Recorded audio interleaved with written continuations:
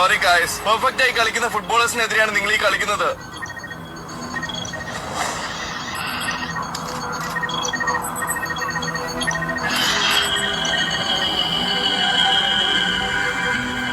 ഈ മാച്ചിന്റെ അവസാനത്തെ നിമിഷമാണിത്.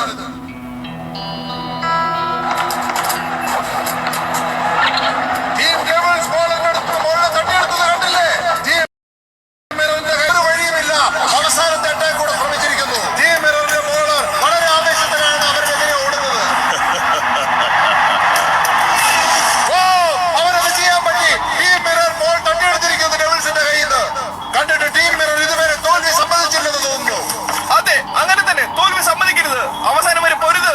അതെ, തോൽവി സമ്മതിക്കരുത്. തോൽവി സമ്മതിക്കരുത്. തോൽവി സമ്മതിക്കരുത്.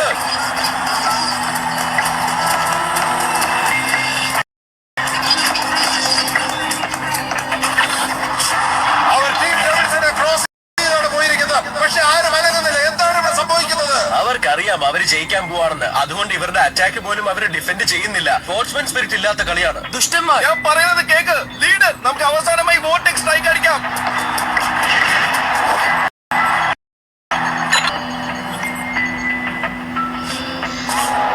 ഓ, ടീം ഡെവിൾ ആണെങ്കിൽ ടീം മിററിനെ ഒട്ടും ശ്രദ്ധിക്കുന്നത് പോലുമില്ല. അവർ ഷൂട്ട് ചെയ്യാൻ അനുവദിക്കുന്നുണ്ട്.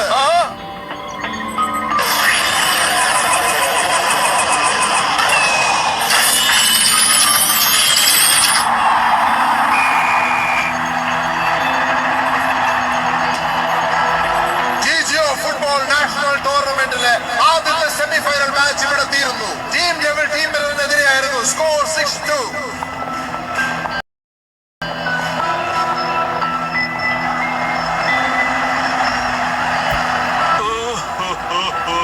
കമോൺ പിള്ളേരെ, നിങ്ങൾ എന്തിനാ ഈ കരയുന്നത്? നമ്മൾ ഇത്രമാത്രം പ്രാക്ടീസ് ചെയ്തിട്ട് നമുക്ക് ജയിക്കാൻ പറ്റിയില്ലല്ലോ. തോറ്റില്ല. അവസാനം നമ്മളല്ലേ ജയിച്ചത്. 6-2 സ്കോർ. മാസ്റ്റർ കണ്ടില്ലേ, നമ്മള് തോറ്റുപോയി.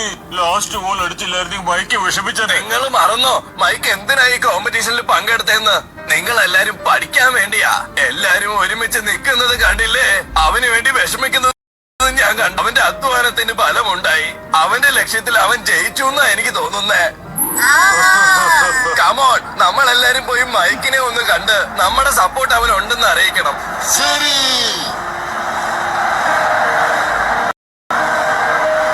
ആ ഹെഡ് മാസ്റ്റർ പറഞ്ഞ കാര്യം എത്ര ശരിയാ? നമുക്കും ചെന്ന് മൈക്കിനെ കണ്ടാലോ? നീ എന്താ ആലോചിക്കുന്നത്? അച്ഛൻ പറഞ്ഞത് ശരിയാണ്. ഞാൻ അത്ര മിടുക്കനല്ല. സെമിഫൈനൽ വരെ ഞാൻ മിത്തിനെ വെച്ച് കളിച്ചു. എന്തുകൊണ്ട് അച്ഛൻ എന്നെ വിശ്വസിക്കാത്ത? എനിക്കതിനുള്ള കഴിവില്ല. അത് തന്നെയാണ് എനിക്ക് ഇപ്പോഴും പറയാനുള്ളത്.